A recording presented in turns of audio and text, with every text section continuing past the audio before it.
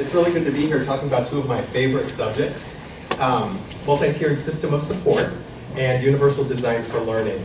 How many of you are familiar with multi-tiered system of support? A couple. You've heard it. You've heard the words put together, right? The first thing I would like to say about multi-tiered system of support, notice the words that I'm using. It's not a multi-tiered systems of support. It's a multi-tiered system of supports.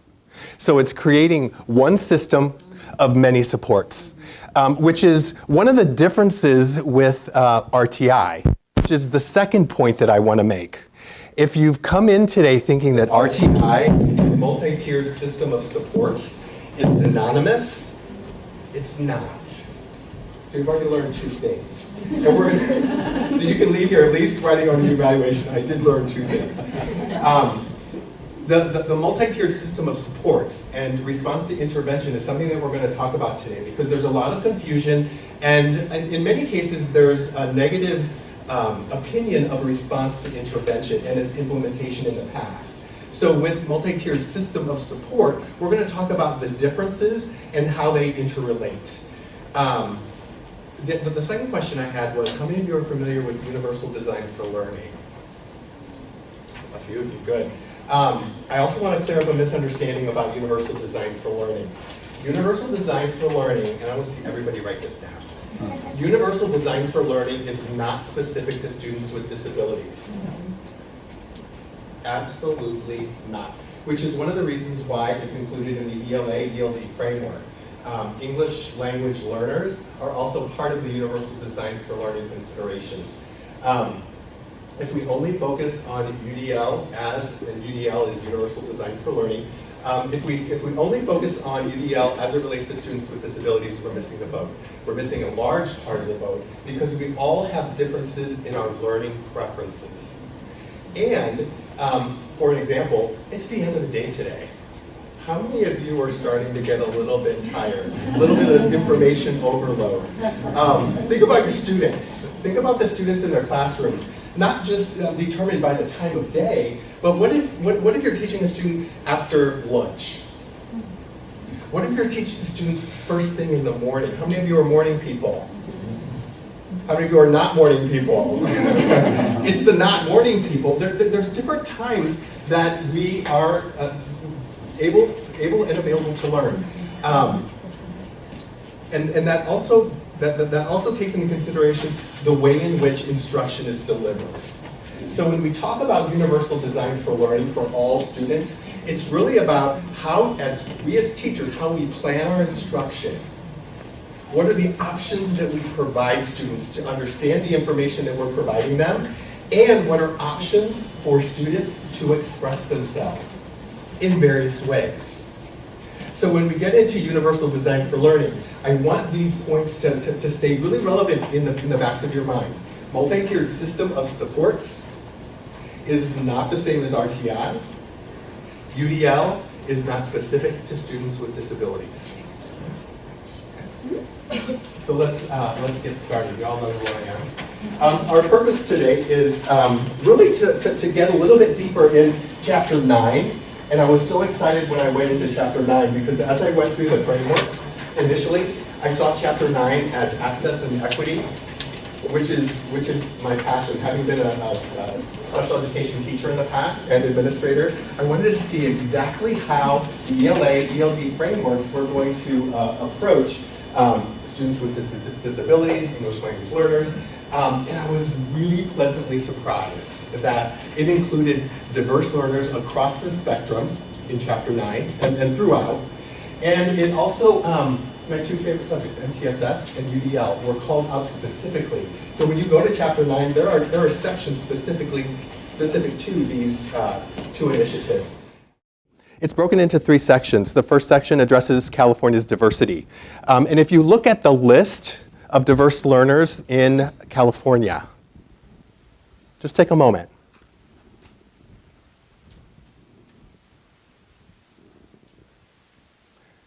Something that's specifically called out in the frameworks is that as this list of diverse learners is read, keep in mind that each area is heterogeneous. So we have to keep in mind that when we look at instructional strategies, we may have students with disabilities who are English language learners, who are migrant or live in poverty. So the instructional strategies are specific to how we know our students and what instructional strategies work across these areas. The second section is planning for and supporting the range of learners. This section is what we're going to spend most of the day on, most of the next hour on. Universal Design for Learning, multi-tiered system of supports, and culturally and linguistically responsive teaching. I would put a big star by that culturally and linguistically responsive teaching section. I would go there first, actually. And here's why. As I read through chapter 9, and then afterwards the whole framework, there's two things that stood out for me. And it's called out specifically in this culturally and linguistically responsive teaching section. There's the expectation of shared responsibility. That because I'm a special ed teacher or a special ed administrator doesn't mean that that's my only focus. I need to look at the broader picture. Same thing from EL, same thing from general ed. The second thing that really is called out in this section is self-reflection. So I would like you to do a think, pair, share. Think for a second. Why is self-reflection such an important component for individuals reading the framework to section 9 or chapter 9, equity and access? So take a moment and think about the importance of self-reflection.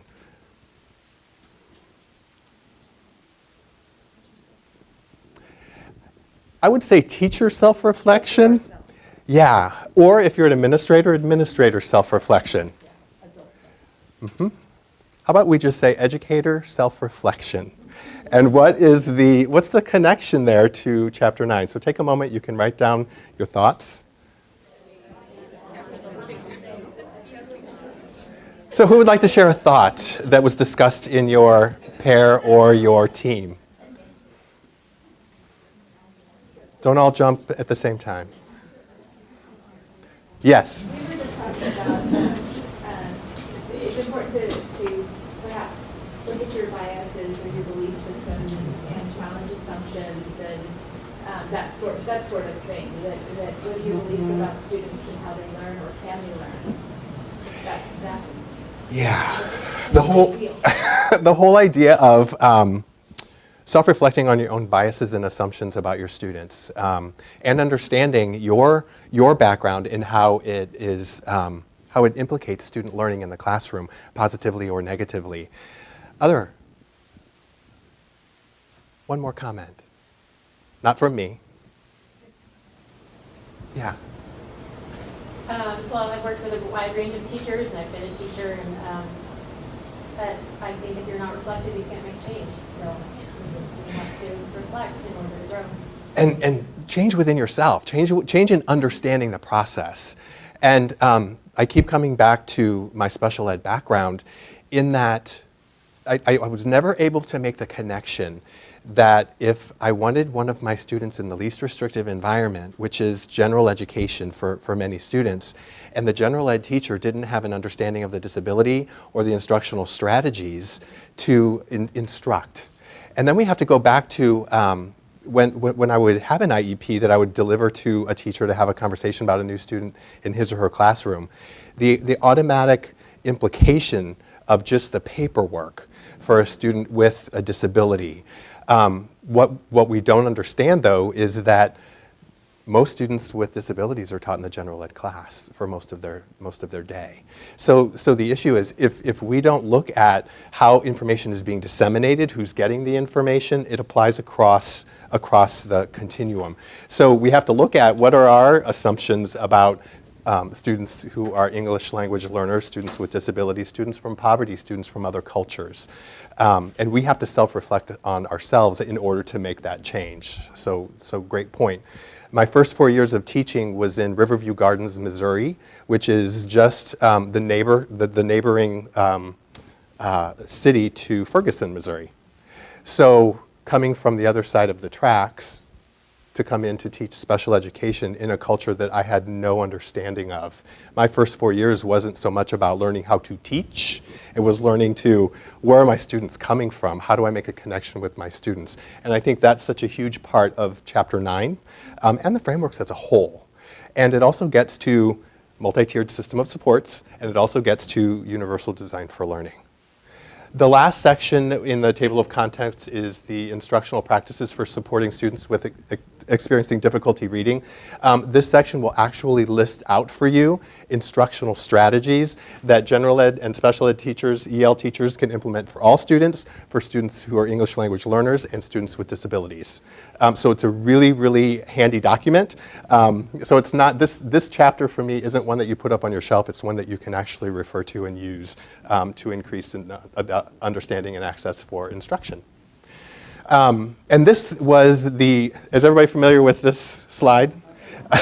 Again and again and again. So,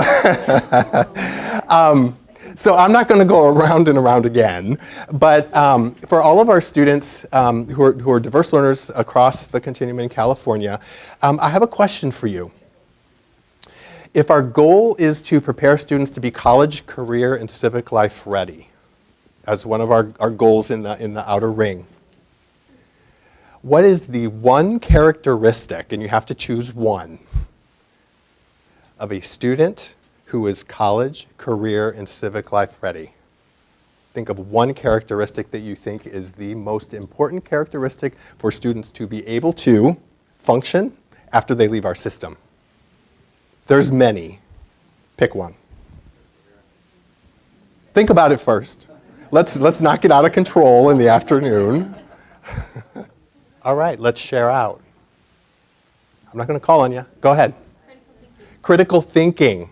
I heard perseverance, motivation, problem solving, resourceful and curious, taking initiative, resilient. Strong communication is so critical. Others. Confident. Confident as a learner. Confident in the setting in which they have to learn. Think about that one. Confident within the setting in which they learn. So when we look at our diverse learners in California, how many of our diverse learners come to the educational system confident and ready to learn? I mean, think about it. It's a skill that if we're going to call the skill out for students to be college, career, and civic life ready, how do we explicitly teach confidence, perseverance, resourcefulness, curiosity, problem solving, critical thinker? How do we teach that explicitly? That would be universal design for learning. So trying to make the connection explicit for you guys. When we get to universal design for learning, I know I'm jumping ahead a little bit, but the connection between universal design for learning, multi-tiered system of support, and students being college, career, and civic life ready is critical.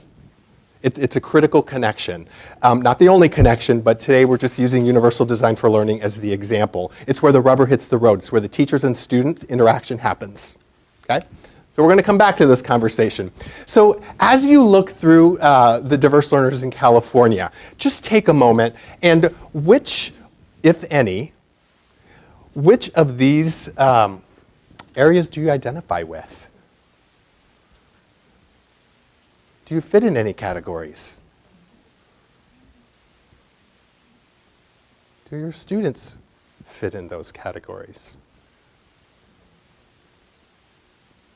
And just like students in your classroom, every student will connect to one of these in some way or another. They are all diverse learners. So let's use this as an example. If we have an average student in mind, that when we plan our instruction, we're teaching to that average student.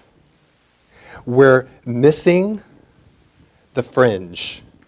And when you look at a list like this, the fringe is the majority. Does that make sense? In UDL terms, it's called the mythical average or the illusory average student. That if we teach to the mythical average student, we've missed most of the students, if not all of the students in our class. Who we're teaching to are the students who can adapt in certain situations, and they function well. They were born to be more in academia. They have that idea of growth mindset. They're able to access the academic instruction. But the majority you're going to find on this list. So this is really the basis of what we're talking about. Take a moment and read the definition of a multi-tiered system of support to yourself.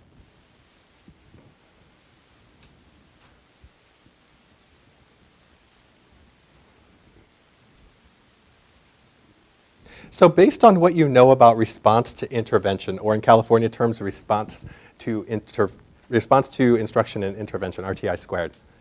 Based on what you know about RTI, how is it different? How is this definition different? Including structures for building, changing, and sustaining makes it different systems. So when we look at multi-tiered system of support, we're looking at the bigger picture. We're looking at the supports and structures, not only at the building level, the teacher-student level, we're looking at the classroom level, we're looking at the building level, and we're looking at the district level. How are we aligning our supports and systems to expand the RTI definition into the broader perspective? So in terms of, let's use professional development as an example. If our professional development plan is separate for general ed teachers and special ed teachers, what's the problem with that? Not everybody's getting the information they need to support students. So when we look at the data that we're collecting, if the data shows that we have students with disabilities who are not achieving at a similar same level, we're going to have to look at the data and figure out what we're going to do in the bigger picture. And how do we redesign our professional development plan to include the individuals who need the information? Does it include paraeducators, site administrators, special ed, and general ed teachers? So when we look at the system as a whole, it becomes multi-tiered system of supports. I had the question a little bit earlier, does this mean RTI is out the window? No. Absolutely not.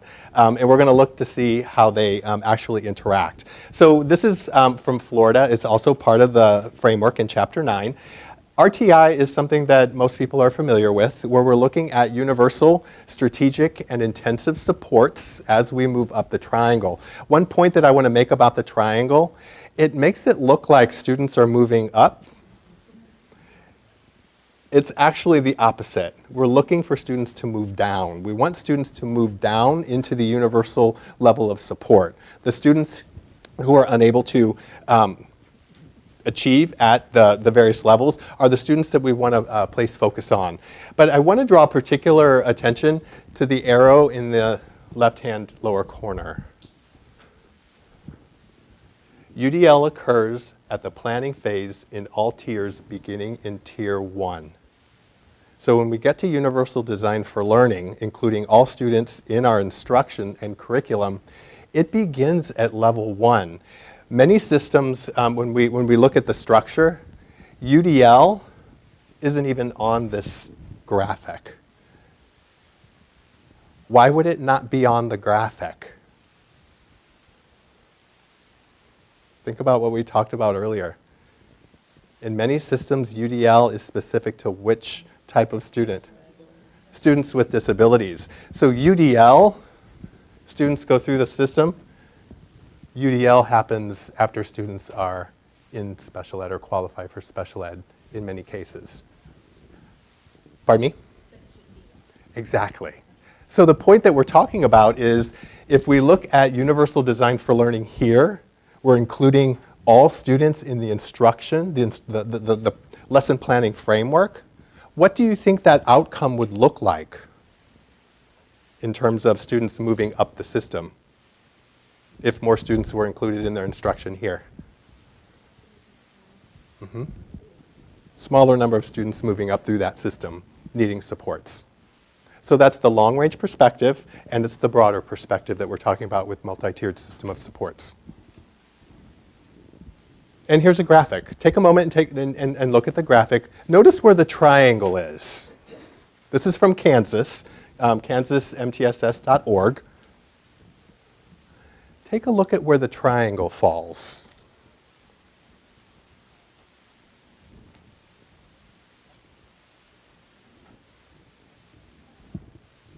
Surrounding all three tiers is the assessment, instruction, and curriculum. Surrounding assessment, instruction, and curriculum, we have leadership, professional development, and an empowering culture that really emphasizes the MTSS process. It's a critical component that stakeholders, individuals, all feel empowered to provide input and part of the planning and implementation process. There are leadership teams created at the site level, the classroom level, the district level.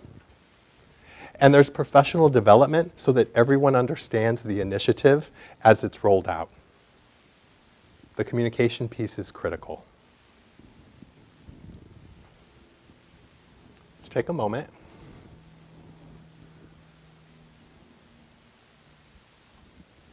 I think this slide really defines the difference between RTI and MTSS.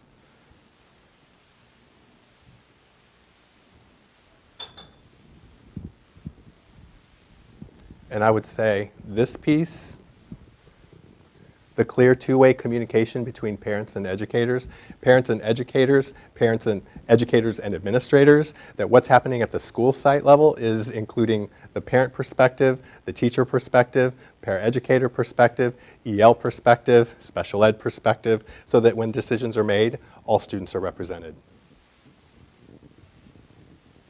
And this is an example of the self-correcting feedback loop. Has anyone heard of the self-correcting feedback loop? I'll give you a hint. You have.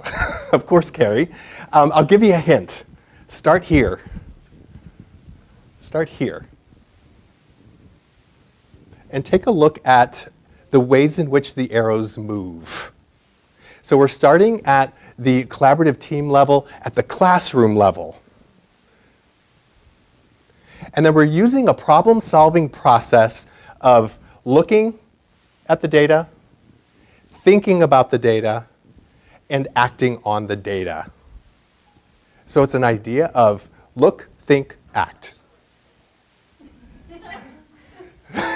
Not sure what I said? Yeah, that's all right.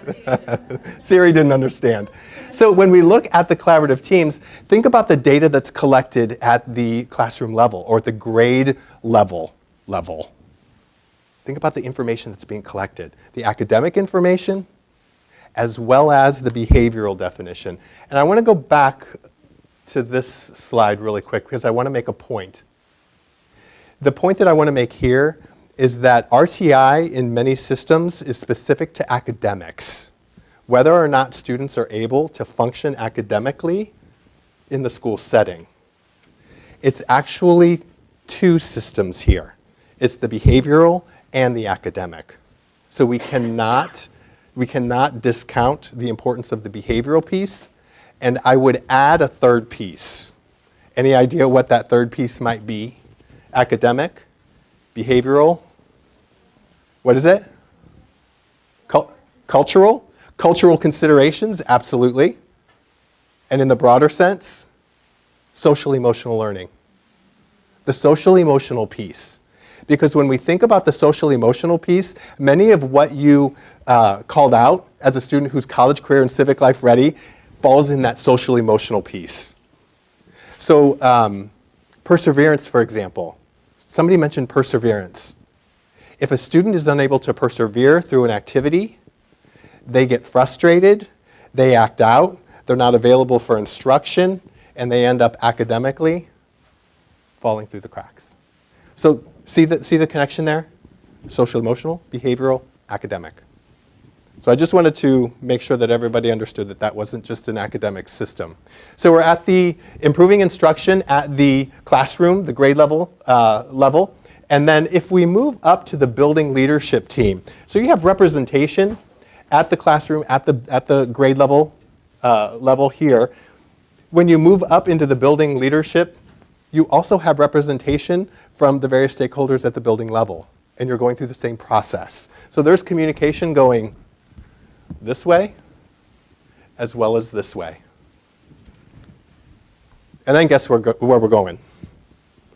Going over to the district level. So the information that's collected at the building level, same thing, collaboration, information is being communicated, and we're doing look, think, act.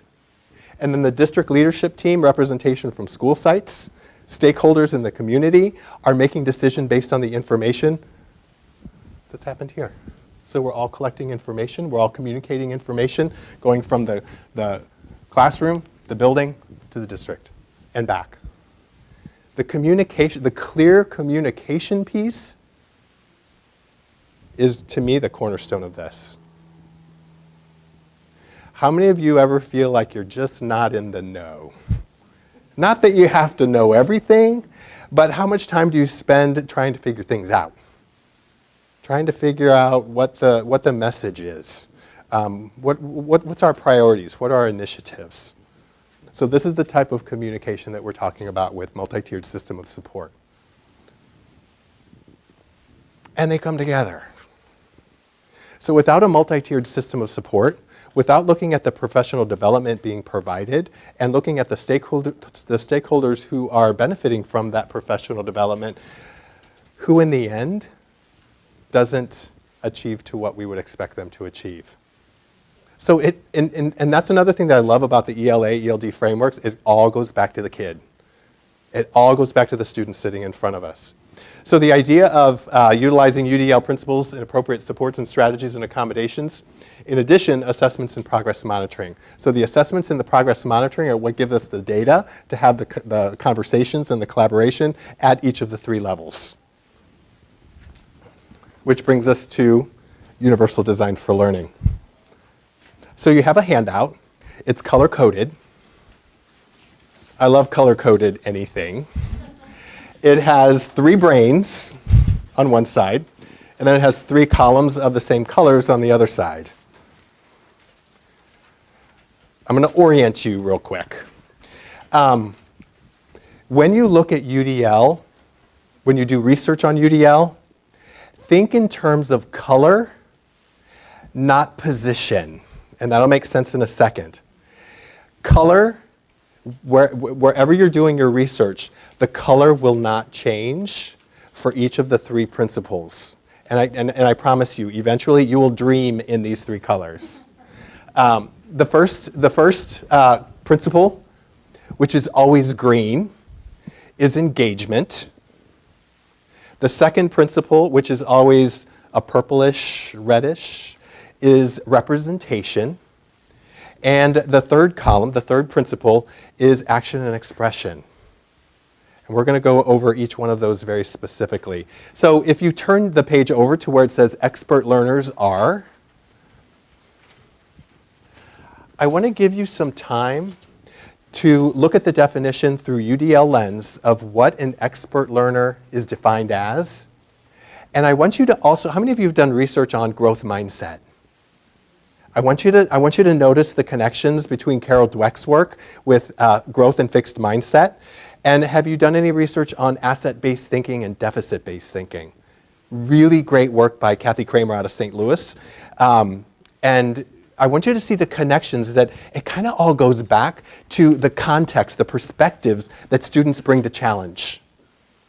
So take a moment and look through each one of those principles that define a student who is an expert learner. So before you share with a partner, there's 2 characteristics of a student who is college, career, and civic life ready that I didn't hear, that I want to put on the table as critical. Number one is a student who is able to self-advocate. Why is that important? Why? Nobody cares about you but you. as much. So the idea of being able to self-advocate. A really quick story. I met with the disability director with one of the city colleges in Sacramento, and I wanted to know why students with disabilities were dropping out. And she said that it's not that students with disabilities are dropping out, it's that they're dropping out so quickly. That was her biggest concern. They couldn't get them. Guess why? They didn't know themselves and their disabilities so that they could ask for the assistance that they needed. Also, they didn't have the executive functioning skills to manage all of the information coming in and to plan for what's happening in the future. So as you talk about the conversation that we had previously where everyone listed the college and career readiness characteristics, along with the chart that you just read, I want you to have a conversation about the comparison between the two. The importance of UDL, which you're reading now, with what we talked about earlier in the characteristics of a successful student when they leave our system. Okay? Compare the chart to the conversation. Oh, that was only one. Thanks for keeping me honest. Self-determination. Students who are able to make their own choices, set their own goals, are able to look into the future and know what they want. And that's really the definition of independence. If you're able to do that, you're independent and you're able to pretty much function and guide your own life. So self-advocacy and self-determination, along with everything everyone else said, I think are just two amazingly critical characteristics. So I'd like to have a conversation about what you read in the expert learner as defined by Universal Design for Learning and the conversation we had earlier about the characteristics that you called out with your partner or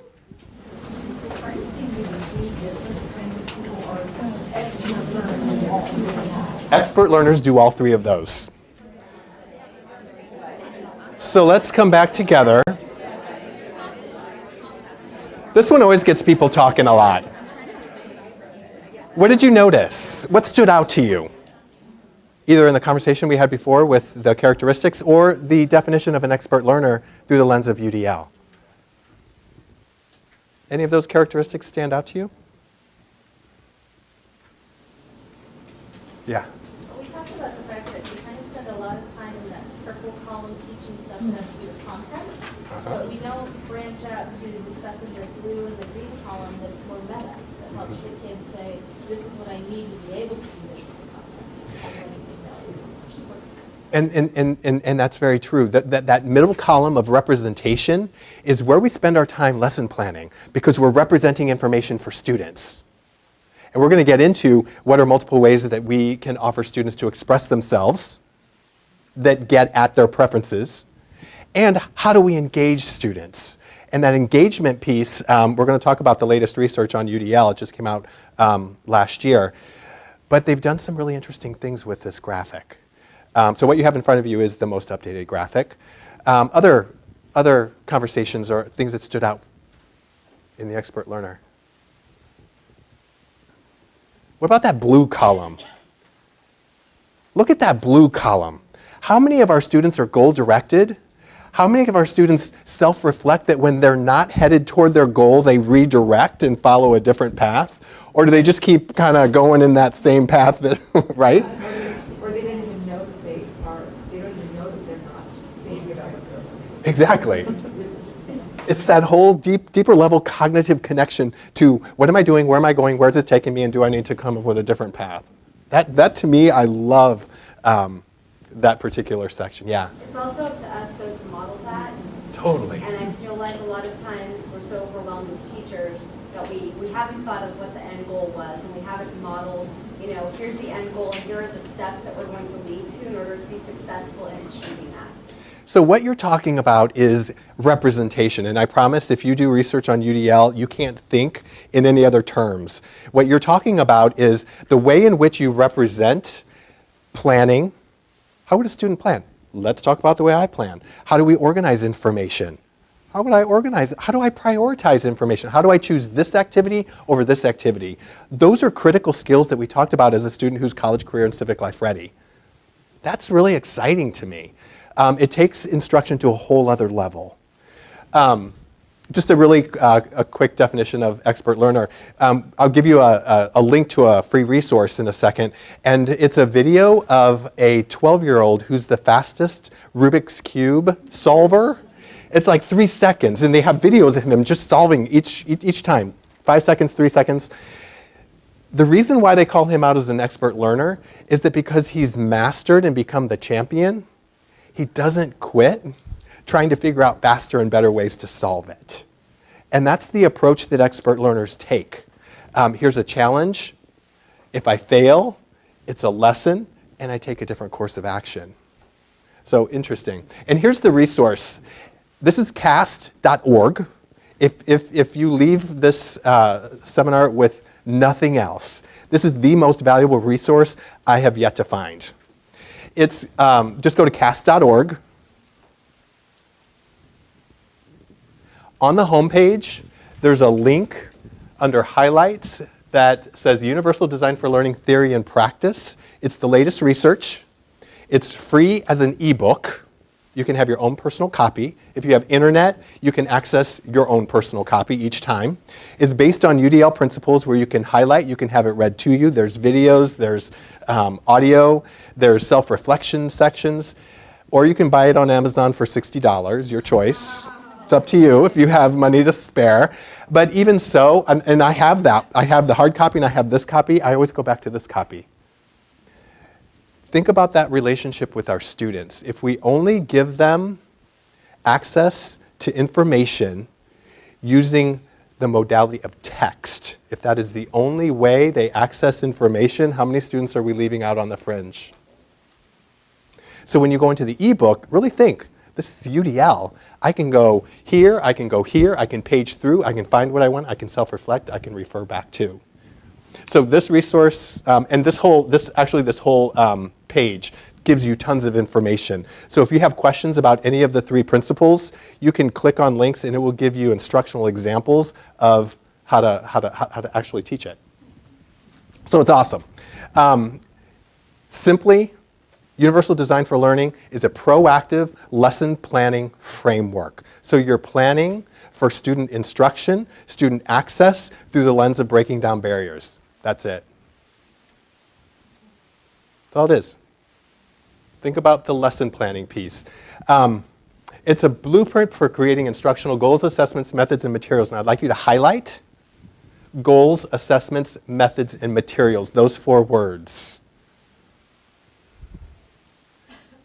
Because when you log into your ebook, and I know you will, these four words are called out in sections.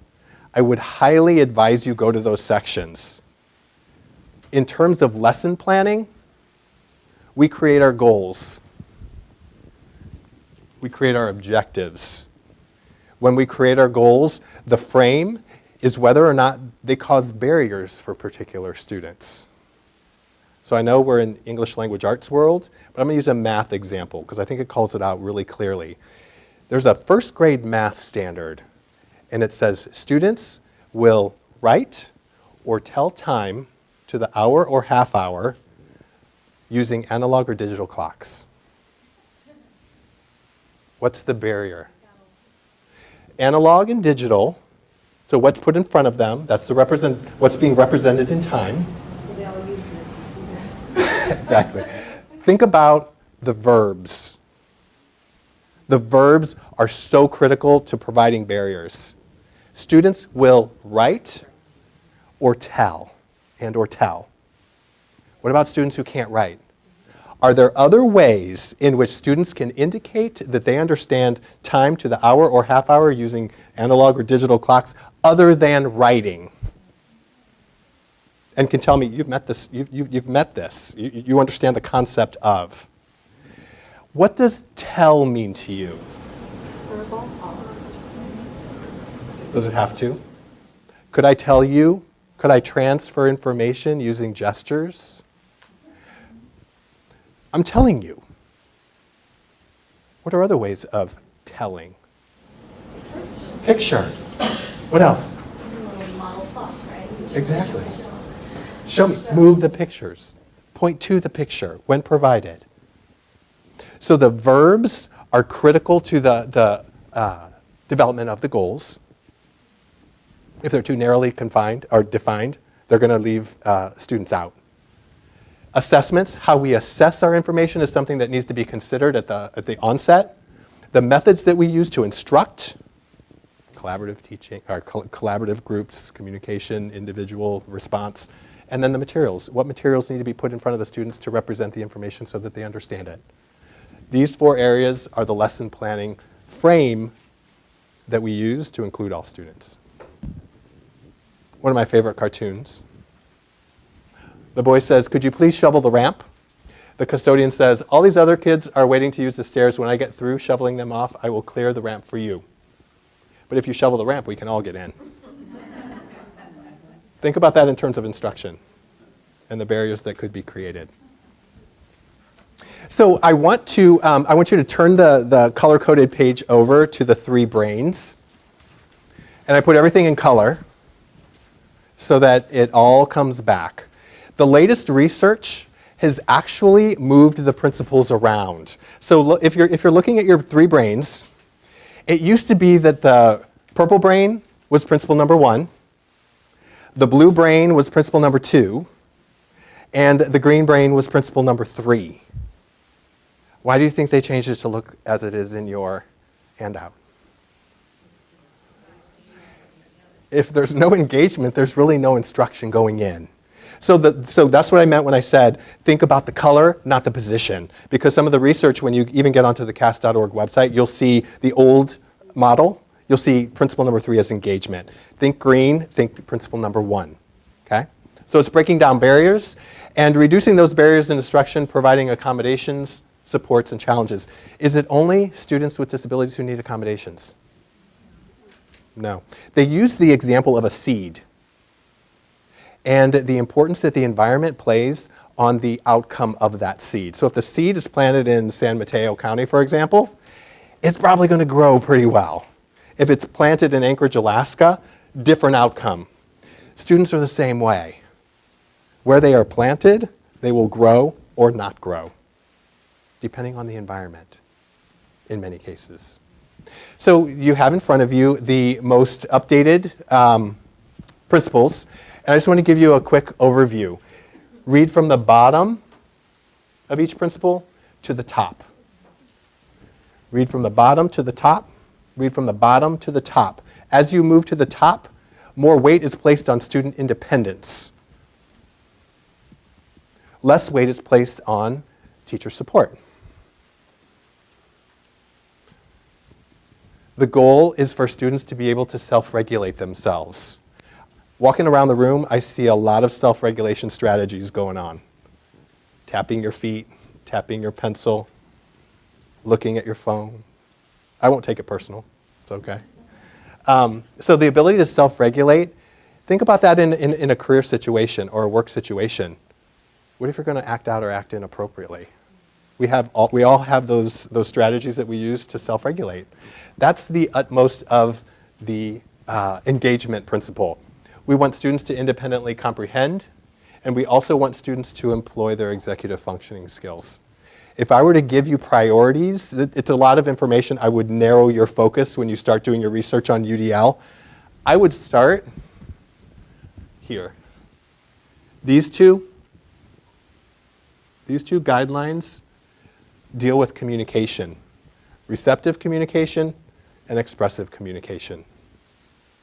Great place to start. Next, I would look at executive functions. And then I would also look at recruiting interest. This is your independence guideline. So I'd look at 1, 2, 3, and 4. They're all equally important, and they all interrelate to each other. But if you're looking for a place to start, I would go there.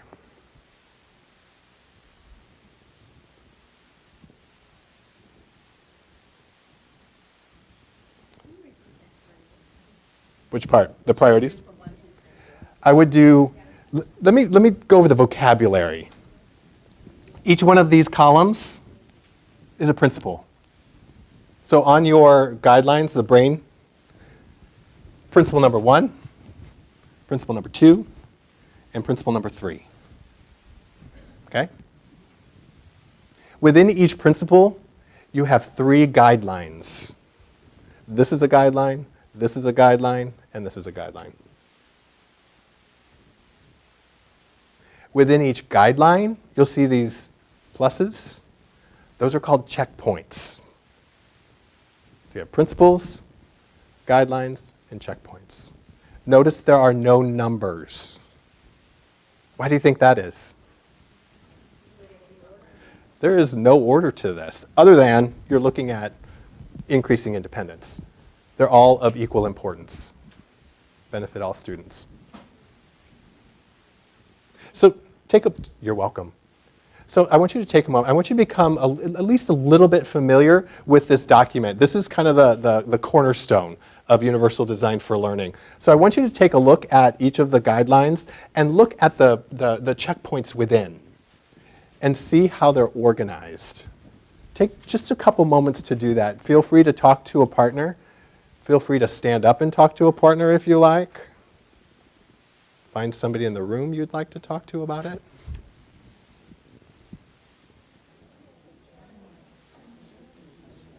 So I want to give you access to another resource that if you're looking for specific strategies, when you go to, is that what you guys were talking about? Like it could be overwhelming if you don't narrow your focus. Like really take it one step at a time. When you go to cast.org, there's also another website called udlcenter.org. They're interrelated. So if you go to one, you end up on the other, and you go back and forth. If you would search Educator's Worksheet. The Educator's Worksheet is a downloadable that has links. And it looks almost exactly like this, but in a list form. All of the links are here. All of the checkpoints are hyperlinks. So if you have a particular interest with clarifying vocabulary and symbols, click on the link. It will take you to resources. It will take you to tools. It will take you to websites. It will take you to videos.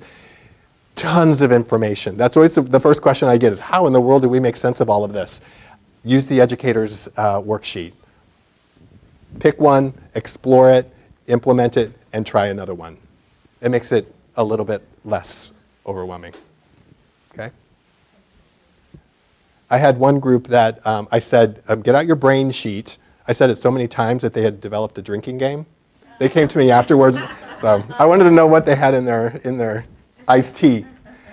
But I wanted to go through each one of the principles quickly. The engagement strategy.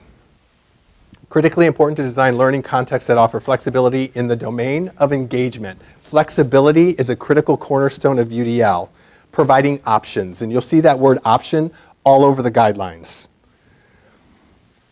So that each student can find a way into the learning experience. What does that mean? Find a way into the learning experience. Multiple points of access based on what? What they bring to the table. What are their prior experiences? What's their background knowledge? They're looking for access to make sense and stick with the instruction. So I have a quick, everybody has a paint chip? I think Kristen gave everybody a paint chip.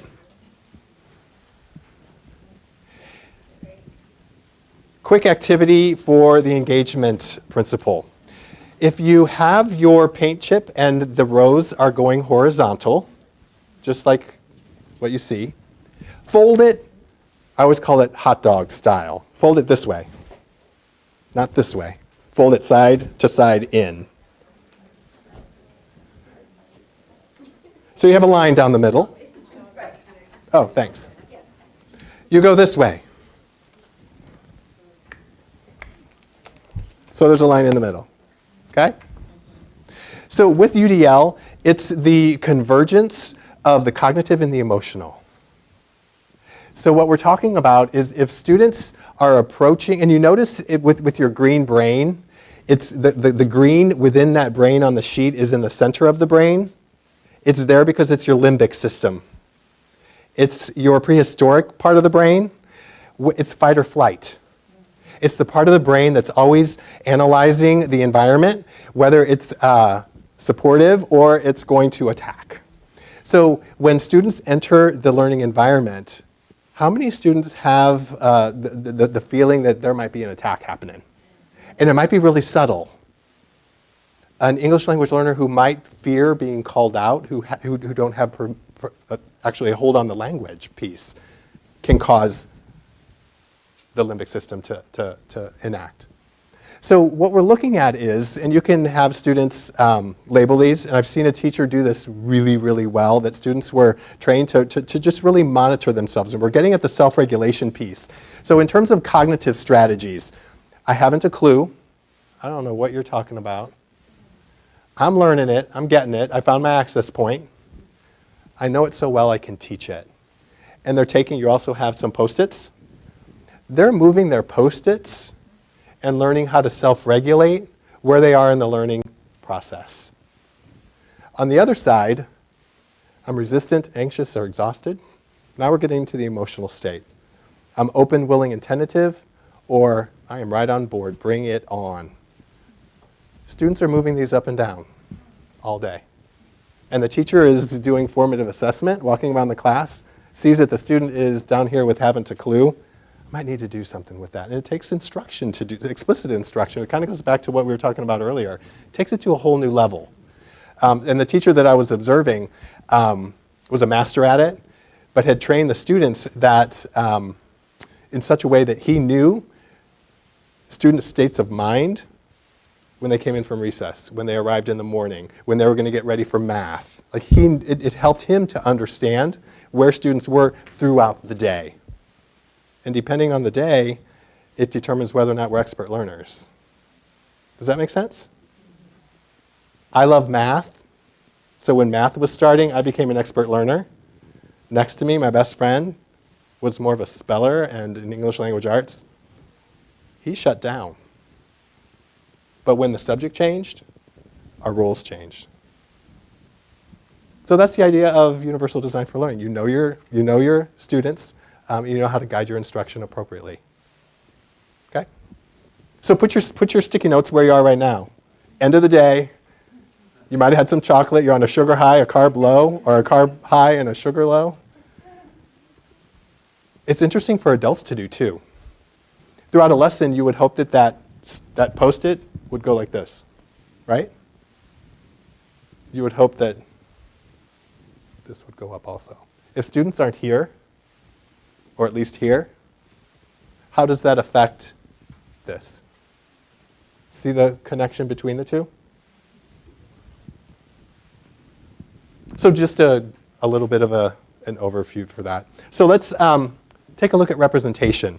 So now, as we said earlier, we're getting into more of the instructional piece. We spend a lot of time representing information such that students understand it. So if you look at that second column, the second principle, take a look at each guideline through the lens of lesson planning. Just take a second and go, provide options for comprehension. Clarify vocabulary and symbols. Why is that important? As the teacher, what if I'm using words that all of my students don't understand? Disconnect. What if I am using syntax and structure that's too complicated? What if I am not offering ways in the customizing the display of information so that students see something on the wall, they understand it, and they use it? This is your planning for instruction that's flexible so that students can hang prior knowledge on it. And one of my favorite all-time technology tools for students. Have you heard of a Poplet? Poplet? A Poplet. Poplet. You can go to poplet.com. It's free, or you can do a for-fee Poplet. You can download it on your iPad. And it actually I'm going to let you decide A Poplet is simply what you see. I created a Poplet for Universal Design for Learning. How could I use this as a teacher to represent information for students to clarify understanding? What's its use in principle number 2? What's its use? Everybody pages back to principle number 2. Eventually, I promise, you won't have to.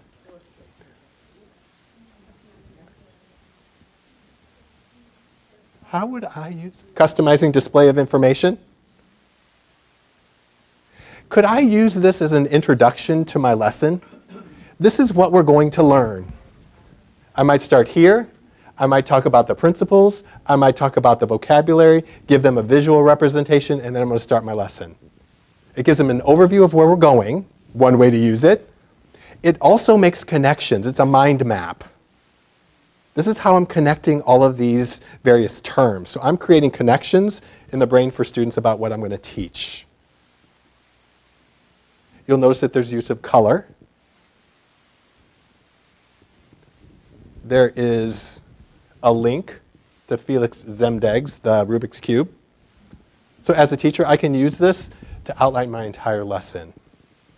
The great thing about this is when you're connected to your iPad, you can blow it up, you can shrink it, you can move it, so it moves all over the place. It's also one of the only technology tools that I've been able to find that is in all 3 principles. So we talked about how the principles aren't silos.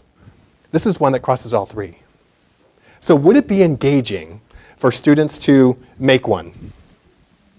Or see it even? Okay, that's principle number 1. Does it represent information in an organized way? How could they use this for principle number 3, action and expression? How could you use it? A way to communicate their knowledge? What if I gave them options? At the end of the lesson, you can write a report, you can create a Poplet, you can create a, what else? A Prezi, a movie. There's so many technology tools. This is an option for students to express the information that they've learned. They're engaged, they understand it, and they can show that they know. Those are your 3 principles. So yeah, www.poplet.com. And then the last one, action and expression took me a little bit to understand why executive functions were placed in principle number 3. It's placed in principle number 3 because in order for students to take action, to set goals, to look ahead, to plan, they have to formulate an action plan. That's why it's here. So I'm going to have a question for you. I'm going to give you a quick activity. The charge is for you to represent what you've learned today. Not today, just in the last hour and 15 minutes. What have you learned in the last hour and 15 minutes? And how would you demonstrate to me that you learned it? Would you, for example, choose to write an essay? Just looking for the modality. How would you choose to represent to me what you've learned? Just think about it to yourself. Have people feverishly writing and drawing? So what do you think? How would you choose to express yourself with that question?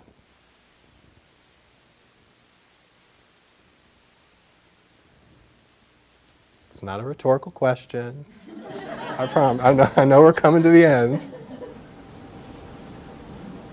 Tweet. So you would tweet the information in 140 characters or less, or maybe 2 tweets. No, because you have to force yourself to narrow in on the key points. Tweets are powerful. Which makes it clear, right? It would make it clear to me. And I think it would probably be more clear that if you could take everything that you've learned in the last hour and 15 minutes and put it in a tweet, that's a pretty good sign. So there's probably a background in technology. You like technology? You like communicating? That didn't work. Well, as an English teacher, I appreciate the fact that my kids can't write summaries that aren't the same size as the original text. So tweets are a really powerful way to get them to comprehend how it's. So tweets would fall in which principle? Think about it from the student's perspective. They're doing something. They're doing something. Okay? If it's the teacher doing something, I'm usually in principle number 2. If it's the students doing something, I'm in principle number 3. That's the connection there. I'm representing information as the teacher. They're expressing information from the student's perspective. Excellent. What's another way that you could demonstrate understanding for me as the teacher? Yeah. I would use a number of diagrams that remind me of what you explained. So why does that mode of expression resonate with you? Because it's easy to remember. And so, but I would use words with it too, because I would put labels. So like with the triangle for MTSS, I'd probably write all towards the bottom. So just key things that would help me remember. So my question to everyone is that if I have a tweet and if I have a graphic representation, are they both valid expressions of the content understood? If I only allow students to, for example, write a summary of what they've learned, I've not met the needs of the fringe. I've met the needs of the students who express themselves eloquently through the writing modality. And I'm not saying that the writing modality isn't a bad way to do it. If you're looking at things that we've been talking about and getting truly what students understand, you're going to look at their areas of interest and their areas of expertise to do that. What's another way? One more. Yeah. Students can create a touch cast. A what? A touch cast. They're pretty cool. They videotape themselves speaking, and then they can have like live links pop up. So like a video will pop up when they're talking about something to show an explanation of it, and someone can click on it and watch that video, or a document on theory, or just different links can pop up, and then they can take them off the screen when they want to as well. So it's more interactive. With principle number 3, touch cast. Cast, C-A-S-T. And the thing that we found too is that students will offer up various ways that they can express themselves. How might you express yourself that I understand that you understand? They will tell you ways, and they're totally valid ways to do it. And that's the option piece. It's the flexibility piece in principle number 3. And that principle number 3 to me is critical, whether or not students can communicate to us in some way that they understand that's valid and reliable. I think we've come to just about the end. The last thing, even though we haven't gotten to this, I talked earlier about the strategies that are listed in chapter 9. They're in figures, charts. Do not miss them. They're incredible resources. And then the last thing, there is a website on UDL and MTSS, and it's at the very bottom. I just added it. It came up most recently. It's AISEP for CA, AISEP for ca.org. Lots of resources on MTSS and UDL, if you're interested. Okay? I think we're at time. You guys have been awesome for this late in the day. I appreciate your attention. Hope to see you again soon. Thanks.